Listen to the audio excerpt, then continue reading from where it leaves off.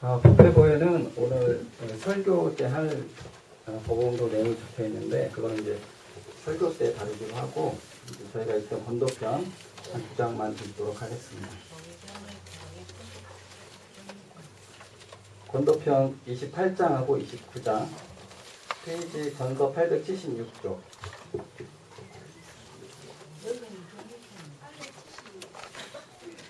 예, 법회보에 있는 내용은 설교 때 할 내용이니까 설교 때 말씀을 드리고, 저희 읽던 건도편 28장하고 29장 기록하겠습니다.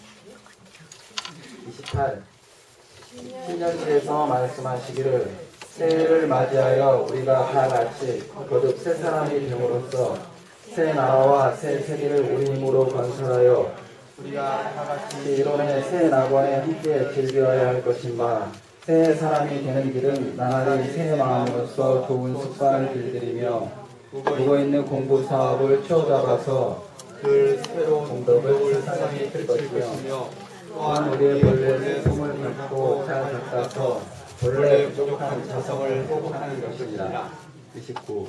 말씀하시기를 우리가 새 마음을 가지고 공부와 사업에 쓰고 보면 우리 일생이 새롭고 우리 회상도 새롭고 우리 세계가 새로울 것인가. 새로운 마음의 근원은 철저한 큰 신심을 불문하여 큰 동심을 가지고 대자비를 활용하는 데 있느니라.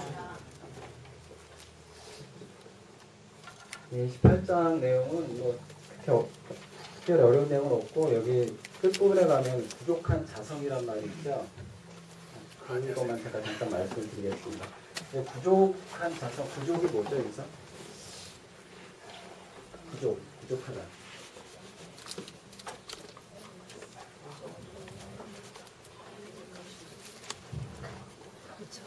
지난 법회 때 했는데, 그러니까 다 온전히 잘 갖춰져 있다, 이 말씀이죠. 온전히 잘 갖춰져 있다. 그래서 보통 우리가 자성이나 성품을 얘기할 때는 사실 부족이라는 말보다는 비었다, 허공이다, 뭐 이런 말을 보통 흔히 쓰죠.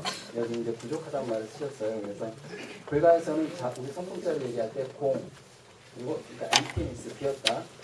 또 저희는 한 걸음 더 나가서 진공, 뭐 공정, 적적, 그리고 개성에 보면 유아무가 구공이나 이런 표현을 썼잖아요.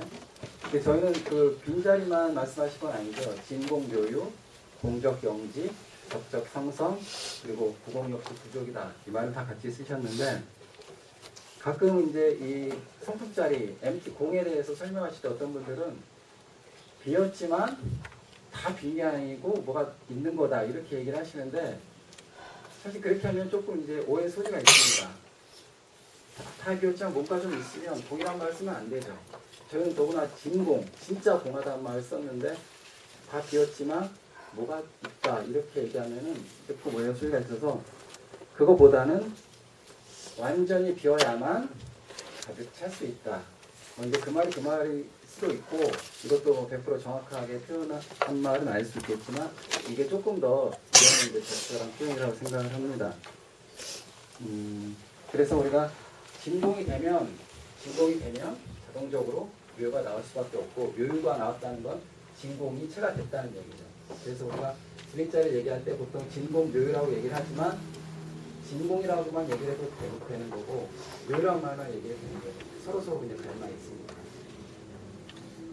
그래서 보통 우리가 텅 빈 자성, 호금 같은 성품, 이렇게 얘기를 하지만, 여기 부족한 자성, 이렇게 말을 해도 전혀 이렇게 틀리지가 않는다, 이제 그 말씀을 드리고, 근데 여기서 저희가 조금 조심할 게, 저도 이제 진공하고 묘유로 따로 말씀을 드렸고, 정산종산 법어 같은 데서 보면 변성 5단계에서 두 번째가 진공의 소식을 아는 것이요, 셋째가 묘유의 진리를 보는 것이요.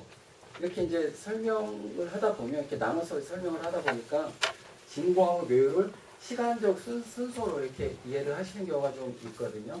근데 이거는 6조 대사님께서 6조 단경에서 이런 잘못된 견해를 가지면 절대 안 된다, 이렇게 얘기를 하셨고, 저희도 그거를 변호사님도 다 수용하셨으니까, 진공과 묘유가 시간적 순서가 있는 건 아니다.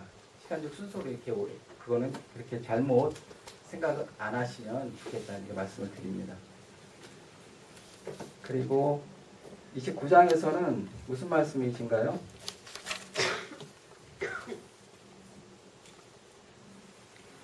19장에서 무슨 말씀 하신 것 같아요? 네, 여기 신심하고 공신이라는 말이 나오죠. 우리 전서 전체에 그 말이 많이 나오지만 특히 건너편에서 신심하고 공신 얘기가 계속 나오는 것 같습니다. 그래서 제가 신심하고 공신에 대해서 간단하게 한번 오늘 좀 정리를 좀 한번 해볼까 합니다. 우리가 어떤 분들의 종교를 묻을 때 뭐라고 묻습니까? 그렇죠. 어떤 종교 갖고 계세요? 이게 원래 정확한 질문이지만 그렇게 잘 안 묻죠. 뭐 믿으세요? 누구 믿으세요? 그만큼 종교랑 믿음은 굉장히 밀접한 관계를 갖고 있습니다. 그쪽 서구 기독교 이런 거 말할 것도 없고 불교에서도 신심은 굉장히 중요한 역할을 합니다. 그러면 우리가 믿음을 가져야 되는데 어떤 믿음을 가져야 된다고 저희는 그러셨죠? 네, 바른 믿음이라는 게 어떤 믿음이죠? 그 본문 있죠. 모르고 믿으면 미신이니까 알고 믿어야 된다 그러셨죠. 근데 이거를 이제 이 본의가 있으시겠지만 이 말씀만 놓고 보면은 한 두 가지 정도 좀 문제가 있어요. 제가 좀 꼬아서 보면 이게 뭐가 문제가 있냐면 제가 그때도 한번 말씀을 드렸지만 이게 무슨 색깔이죠? 아니 이거 빼고 검은색이죠. 제가 만약에 여러분들이 교전이 까만색인 걸 교전 표지가 까만색인 걸 믿으시니까 그럼 뭐라고 대답하시겠습니까? 까만색을 믿으세요? 그리고 제가 제 주머니에 캐시가 달러가 2,000불이 있어요. 2,000불. 그거 믿으세요? 잘 안 들리시죠? 예? 예, 제 주머니에 2,000불이 있다고 제가 그러면 그거 믿으세요? 2,000불 있거든요?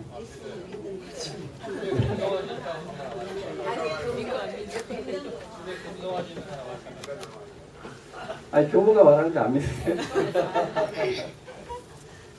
두 가지 질문의 차이가 뭐죠? 하나는 내가 확인할 수 있는 거고 하나는 이제 모르는 거잖아요.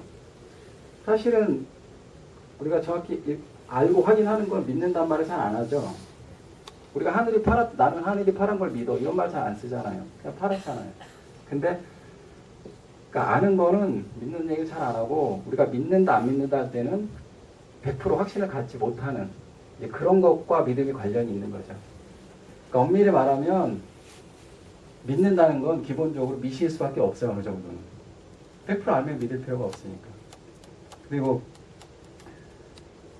우리가 이제 신을 법을 담는 그릇이라 그랬고 불가에서도 먼저 깨달음 얻기 위해서 먼저 믿어라, 믿음으로 보통 시작해라 이렇게 얘기를 했거든요. 근데 그러니까 깨닫기 위해서 믿음이 필요하다 그랬는데 믿으려면 다 알고 믿어라 그랬거든요.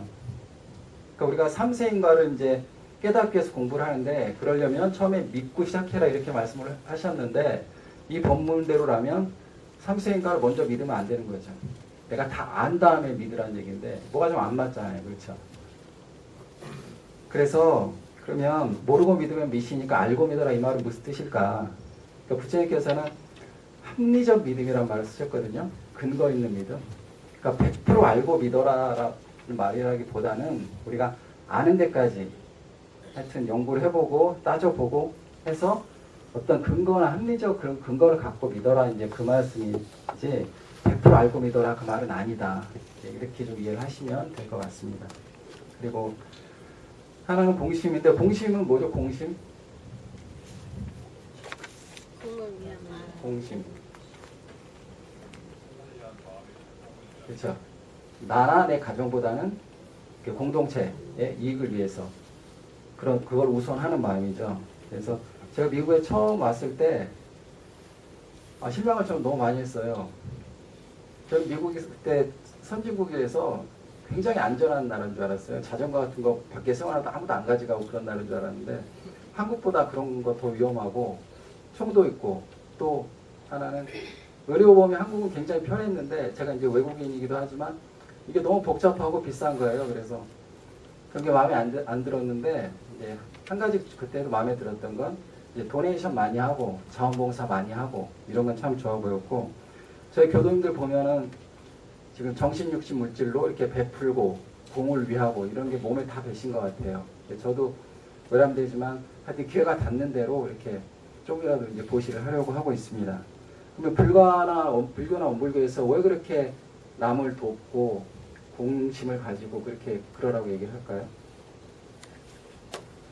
왜? 그렇죠. 이제 좀 구체적으로 두 가지 얘기를 하면, 하나는 복. 인과에만 우리가 베푼 만큼 복을 받잖아요. 사회도 이제 복을 받고. 그리고 또 두 번째는 뭐겠습니까?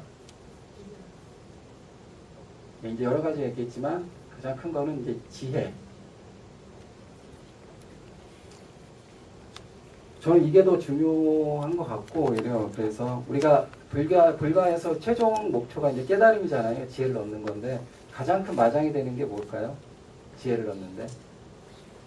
우리가 아상이다 이렇게 얘기하죠. 아상. 나에 대한 집착이나 나에 대한 욕심 때문에 우리가 가려서 이제 다르게 못 본다 이렇게 얘기를 하는데, 그래서 우리가 이렇게 많이 베풀고 공을 위해서 항상 공심을 키우면은 나에 대한 집착과 아상이 내려놔지기 때문에 깨달음에 훨씬 쉽고 빠르게 이제 갈 수 있다 이렇게 얘기를 합니다. 그래서 성철 스님 같은 분은 깨달음을 얻기 위해서는 남을 도와라 그런 말씀하셨거든요. 그래서 이게 공심과 우리 수행과의 관계를 잘 말씀해 주신 거라고 생각을 합니다. 그래서 우리가 보통 이제 종교생활 하면서 얻고자 하는 게 크게 복과 해라고 얘기하는데, 이 공심은 복은 물론이고 우리 지혜를 얻는 데도 굉장히 중요하고 요긴한 마음이니까 잘 키워가시면 좋겠다 생각을 드립니다. 그리고 사실 근데 제가 신심과 공심 지금 말씀을 드렸는데, 뭐 여기 계신 분들한테는 신심과 공심은 사실 제가 별로 말씀드릴 필요가 없어요. 그리고 제가 한 수 배워야 되는데 하도 많이 나와서 제가 교리적으로 간단하게 한번 말씀을 드려봤습니다. 네, 여기까지 하겠습니다. 감사합니다.